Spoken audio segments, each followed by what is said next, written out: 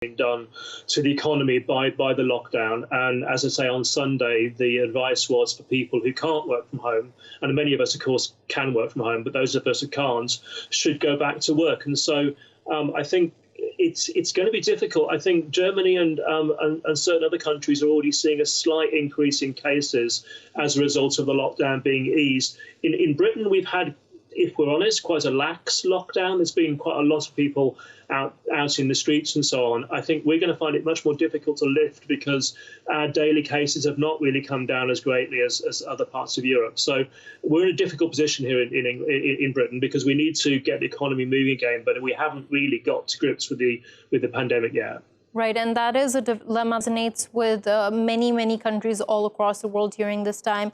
Mr. Daniel Conley, now you're talking to us from Perth, a country in which cases seem to have been controlled. The outbreak has been controlled, at least for now. Now, when talking about reopening the economy, imagining the way forward in Australia at this point in time, is there this understanding that the way of life, and especially when we talk about public transportation and the mode of commute, will be changed forever? Thank you. So I'm joining from Australia, and I'm actually in Adelaide, which is very close by to Perth in Australia.